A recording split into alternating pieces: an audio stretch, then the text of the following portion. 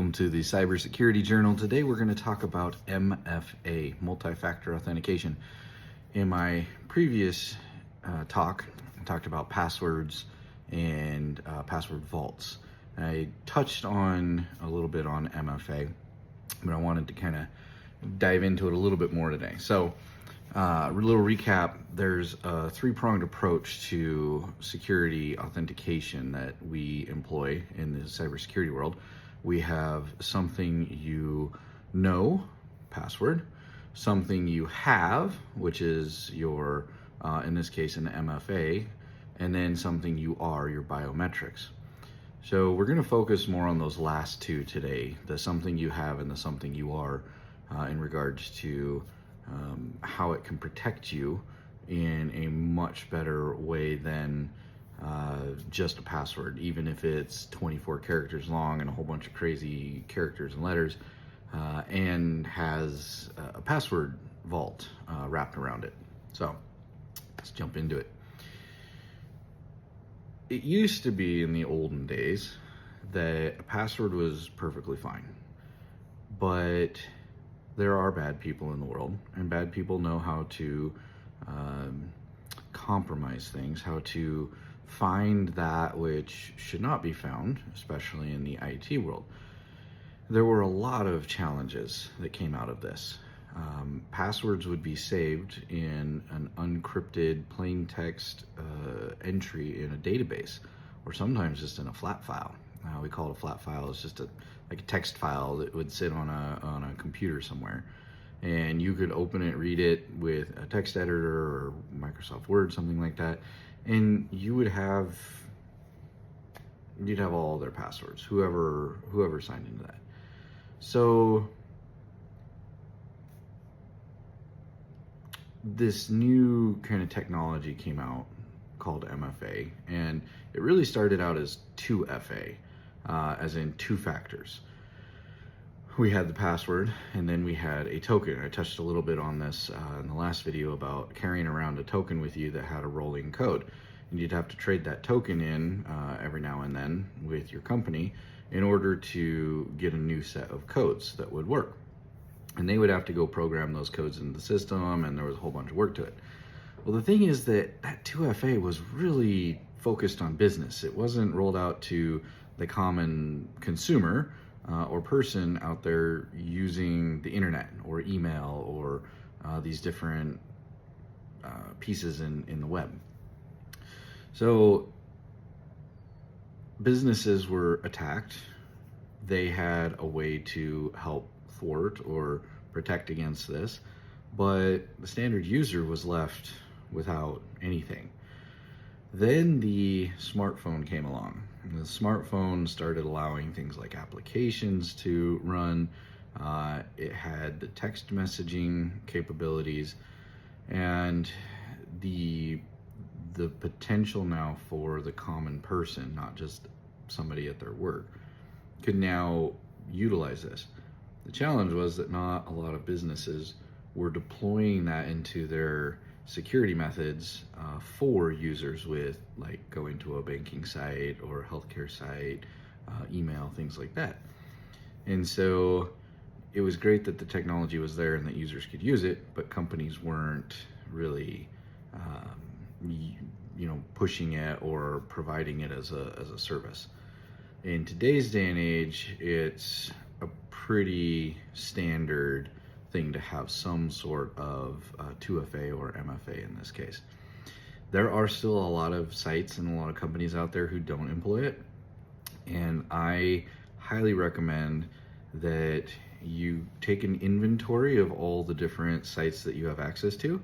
There's a very good chance you have them all written down on a piece of paper with your username and password for them. You might have them in an Excel document on your computer. Go through those, go through every site, log into it, and go into their security and privacy settings of your profile and look for anything that has either MFA or two-factor in a name with a little either slide checkbox or something. If they don't have that, you're running a risk of that site being hacked, your information being hacked. Not that somebody's going to be able to log in as you, but if they're able to attack that site and get that data out of a database and either decrypt it, or maybe they're not encrypting it, that still happens in today's day and age, then that data is now compromised, and that's your data. So they should be offering some kind of a second factor of authentication. And if they don't, I highly recommend reaching out to their customer service line, their support line, asking, are you working to deploy multi-factor authentication? Because I need this in order to continue using your services for my protection. And if they say, oh, well, yeah, it's in the pipeline, or, we'll probably have it by next year or something, you might want to really consider whether that's a company that you want to continue doing business with, or if you want to shop around and find somebody else who does offer that, and you can have that peace of mind, that extra security in place. If they do offer it, you want to turn it on. Now, from the aspect of something you have with your phone, there's two major methods for MFA, or two-factor, and that is an SMS or a text message, or an application. There's a lot of different authenticators out there. There's Google, there's Microsoft, there's a company called Duo, Okta. These are all companies that have an application you install on your phone, Android or iPhone, and it can add multiple accounts to it that you can control for your authentication, your second factor authentication. So, for example, I have the Google Authenticator, and I've got probably 30 different accounts in there that I have a rolling code on. It's named for each account, so I know exactly which one I'm looking for. And if I'm doing things on the phone, all I have to do is tap on that number, and it instantly copies it to my clipboard for about 10 seconds, which is plenty of enough time to get back over to the website I'm on that's asking for that two-factor code at the point. And I click in the very first box. Sometimes you have to, tap and hold, but then the paste option will show up. You hit paste, it puts the numbers in there, you hit verify and move on. And then that code it's useless. It's a one-time use code, and it will not rotate through ever again on your phone or on their system. It will never be accepted as another authentication number for you. So there's a good security around that. The nice thing about these applications is you don't have to trade them in to get a new set of rolling numbers. They automatically update from the server and get their new set of codes whenever that is. So you don't have to worry about that. This is what we call the far superior siege weapon. The second option is your text. Now, text messaging, getting a code is good because at least it's a second form of authentication. However, it is very easy in today's day and age to spoof a phone number. If somebody knows your phone number, they know you're a carrier, they have the right tools, they can actually code your phone number or steal your phone number essentially. And if they have your password, especially if you haven't used a password vault with a nice random 24-character password, they're able to get in. They'll actually receive that text with the second piece, the number. And so that's not quite as secure as an application, because the application is on your phone. You have to have your phone. You have to unlock your phone with Face ID or thumbprint or a PIN of some sort. And so there's a lot more protection in place of using an application than there is using text messaging. Another risk, especially with Apple users, is if you get your messages on your computer and somebody's shoulder surfing you and happens to catch it at the right moment, there's a chance that they could grab that from you if you're not paying attention through your text messaging, because it shows up on your computer. So that's a kind of an edge case, but the thing is, these are things that have happened to people and do happen to people. And so you need to be very aware of your surroundings, where you're at, where you're doing these things, and making sure that you're using something like an MFA, whether it's an application or even the text. Text is better than nothing. Some websites will offer an MFA by default without using the application, and they start enforcing it by either you have a phone number, you have to give a phone number, and they'll either text or voice call you, you can choose it, or they use your email. And an email is also an okay method because you have the email most likely right there on your phone or on your computer. The challenge to that is, just like somebody stealing a phone number, people can hack into email. And so if they have that, you might get the email that shows the PIN, but you didn't request it. You didn't authenticate it. Same thing can go for a text message. You automatically get the pop-up that says, here's your code, and then you're like, I didn't do this, I'm not logging in. But if somebody's got your phone number, hooked into their phone, or they've hacked into your email because your email didn't have two-factor, then they've got that code, and now they can bypass or get in as you into that site. So that's why we really want to push the applications, the things like the Microsoft Authenticator, Google Authenticator, some of those different pieces, that using an application with rolling code is going to be a much more secure method than the texting or the emailing. If that's all that company offers, at least it's that. And that is a step in the right direction.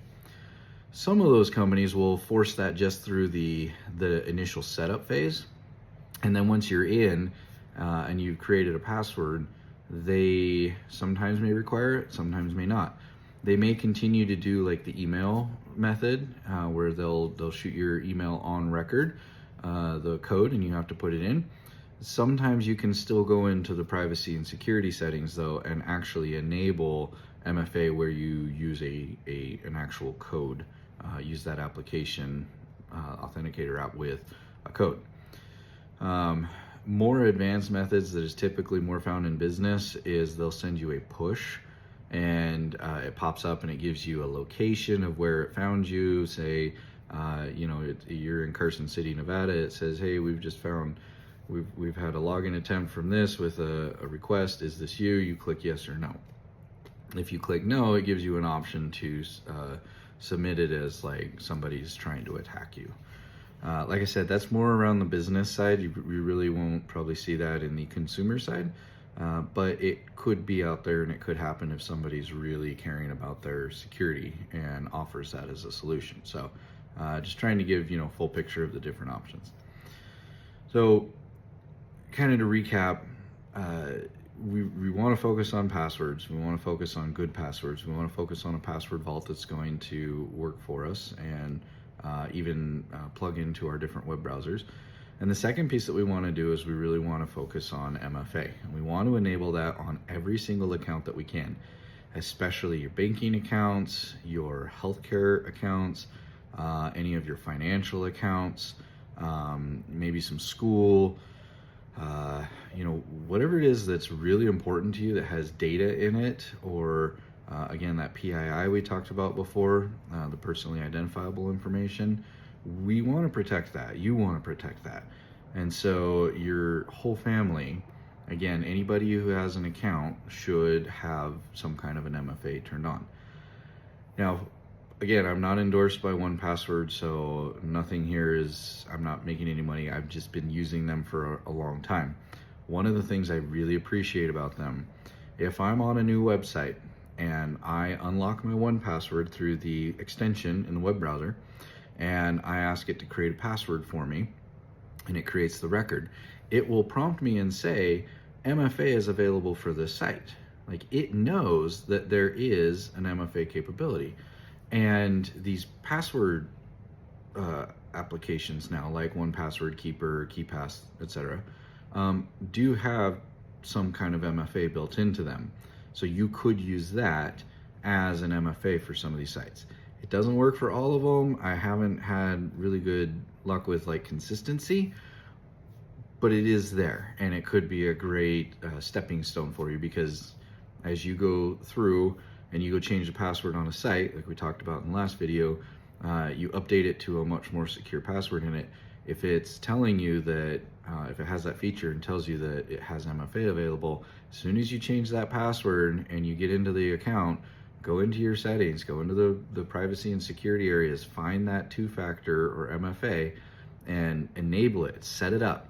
It takes a couple of minutes to do, but those couple of minutes that you take for each of your accounts to change the password to something more secure using a password vault and setting up an MFA, preferably with an application rolling digit instead of a text or email, then that is the two best things that you can do to protect yourself.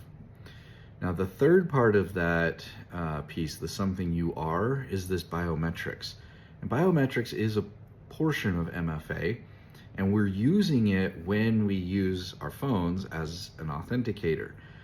We are not allowing somebody to access the code generator, like the Google Authenticator, the Microsoft Authenticator, unless they've unlocked the phone. And the more common way of unlocking phones now, or mobile devices in general, is using either something like a Face ID, fingerprint ID, something like that. You can still do some kind of a PIN, but that's like, that's kind of the fallback if your face isn't working for some reason, or you've tried too many times, you're too far away, right? You can fall back to putting in the PIN. So that's still there, and that is the something you know. So that's still incorporating one of the three aspects. And so now we're incorporating that third aspect into the second aspect of this protection. Namely, we're using biometrics of some sort to unlock the authenticator, which is going to give us the something we have, and we're going to put that into the same field with the something we know. So you're really incorporating all three, and that is a good trifecta to give you security and safety online with your accounts. The only way that that's going to work is if you take the time to go through every single account you have, change the password to something, inside that, using that password vault, and then setting up an MFA for it. If they don't offer it, seriously consider looking at somebody else's services who does. Because that company is proving if they don't offer any kind of MFA and they're not planning on it, they really don't care about your security. And so you've got to be your own advocate and fight for it, and you need to be in control of your own security. You cannot rely on these companies to do it. Even if they have all these security pieces in place, they could still get breached. They could still get their data stolen, and that data could include your data. So you need to do everything that you can that's in your power to protect yourself online. Both you, your family, and your friends. You don't have to go through and do all of your passwords at one time. I recommend you spend some time each day or throughout the day, when you do have some free time, to knock a few out. Go into a few websites, update the passwords, go through that process, set up the MFA if you can, and then take a break and go do something else. Think about the sites that are most important to you. Email, medical, banking, and financial. Those are kind of the top big three, because that holds your money, that holds your medical information, and it's how you communicate with a lot of different people, and it's how people communicate with you.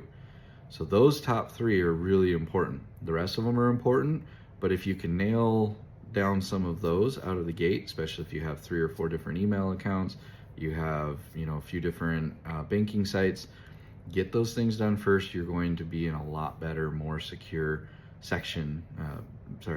place than you would if you just hit some of the low-hanging fruit, maybe some of the easier ones first.